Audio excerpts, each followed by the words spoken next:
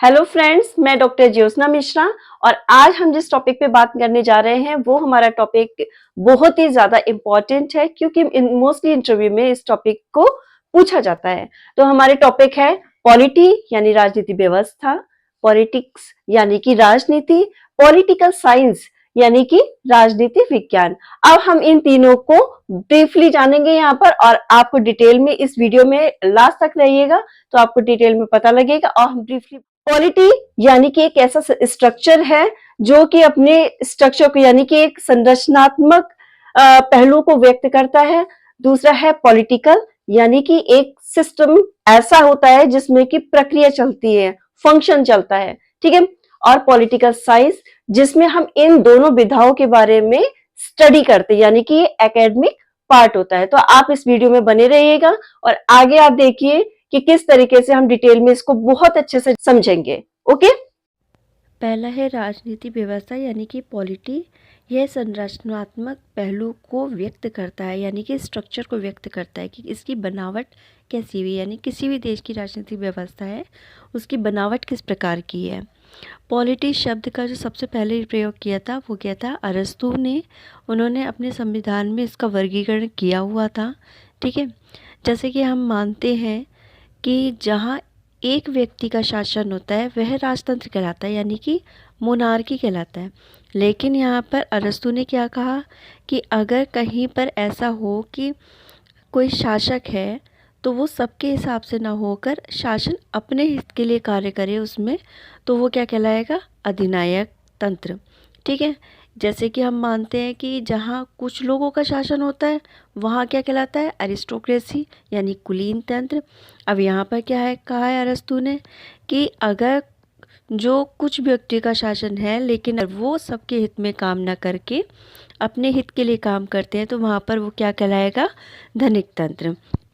अब यहाँ पर पॉलिटी शब्द जो है उसके लिए सबसे पहले अरस्तु ने इसको यूज़ किया था और पॉलिटी शब्द के लिए ही उन्होंने क्या कहा है कि ये किस तरीके का है कि मध्य मार्ग है, यानी कि हम क्या कहते हैं कि लोकतंत्र है जहाँ पर सबका शासन है, सबके लिए शासन है, ठीक है। अब इसमें यहाँ पर इन्होंने लोकतंत्र शब्द को यूज़ नहीं किया है, उन्होंने क्या कहा है, पॉलिटी शब्द। अब इसमें मध्य मार्ग का शासन उन्होंने बताया है। मध्य मार्ग में उन्होंने कहा है कि हर प्रकार का वर्ग इसमें आ जाता है। आर्थिक रूप से जो संपन्न है वो भी होंगे और आर्थिक रूप से संपन्न जो नहीं है पूरी तरीके से वो भी आएंगे, यानी कि निम्न स्तर के जो लोग होंगे, निम्न स्थिति, वो सभी आएंगे। तो उन्होंने इस तरीके का बताया हुआ है पॉलिटी के बारे में। लेकिन अगर हम इंडियन पॉलिटी के बारे में बात करें तो इंडियन पॉलिटी की का राजनीतिक ढांचा किस तरीके से है, यानी कि इंडियन पॉलिटी का स्ट्रक्चर क्या है, तो हम हमारी जो प्रस्तावना है हम उसी में देखेंगे। सबसे पहले प्रस्तावना में हमारे बताया गया है कि भारत के लोग क्या चाहते थे, एक ऐसा संविधान बनाना चाहते थे जिसमें कि लोकतांत्रिक और गणराज्य दोनों हो, ठीक है। अब अगर हम बात करें कि हमारे देश में लोकतांत्रिक है, गणराज्य है, लोकतांत्रिक का मतलब क्या होता है, जहाँ सबका शासन होता है, ठीक है। गणराज्य यानी कि वहाँ पर व्यक्ति जो है लोगों के द्वारा चुन के आएगा, उसे हम गणराज्य बोलते हैं, ठीक है। अब हम देखते हैं कि संविधान पूरी दुनिया में किस किस तरीके के होते हैं। कहीं पर एकात्मक होता है, कहीं संघात्मक होता है, कहीं अध्यक्षात्मक होता है, कहीं लोकतांत्रिक होता है। लेकिन भारत में क्या है, लोकतांत्रिक शासन है। अब भारत का जो अनुच्छेद है यानी कि आर्टिकल 1 है उसमें क्या बात कही गई है कि भारत राज्यों का संघ है। अब यहाँ पर क्या है, भारत जो है राज्य में बटा हुआ है और एक संघ भी है, यानी कि एक शक्ति सुप्रीम भी है लेकिन क्या है, शक्तियाँ अनेक राज्यों में बटी हुई है, ठीक है। तो यहाँ का राजनीतिक ढांचा किस तरीके से हुआ, यानी कि संरचना कैसी बनी हुई है कि ये लोकतांत्रिक है और गणराज्य है और यहाँ पर क्या है, राज्यों का संघ है, ठीक है। यानी कि आपको पॉलिटी शब्द समझ में आ गया होगा कि राजनीति व्यवस्था क्या होती है, ठीक है। अब इसमें नेक्स्ट है पॉलिटिक्स।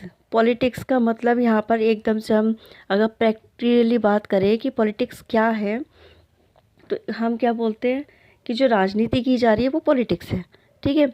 अगर आपसे इंटरव्यू में पूछा जाएगा पॉलिटिक्स क्या है तो आप क्या कहोगे कि जो पार्टी है, इलेक्शन होता है, राजनीति चलते हैं, एक दूसरे के खिलाफ साजिश रचते हैं वो पॉलिटिक्स है, लेकिन ऐसा नहीं है।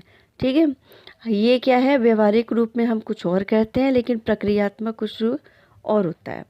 ठीक है, अब जैसे कि हम इसके व्यवहारिक स्वरूप के बारे में कहेंगे कि जो प्रक्रिया चल रही है, यानी संविधान जिस तरीके की संरचना की गई है उस संरचना को प्रक्रियात्मक रूप में जो चला रहा है उसे पॉलिटिक्स कहा जाएगा यहाँ पर।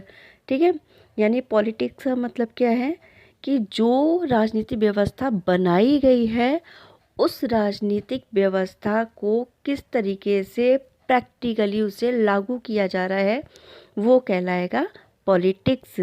ठीक है, जो हम नॉर्मल शब्दों में कहते हैं कि पॉलिटिक्स कर रहा है, एक व्यक्ति पॉलिटिक्स कर रहा है, ये राजनीतिक पार्टी पॉलिटिक्स कर रही है, वो पॉलिटिक्स नहीं कहलाएगा। ठीक है, पॉलिटिक्स क्या होगा कि जो राजनीतिक व्यवस्था बनी हुई है उसको जो लागू करने का काम है, यानी कि वो प्रैक्टिकली वो काम हो रहा है या नहीं, ठीक है, वो पॉलिटिक्स होती है।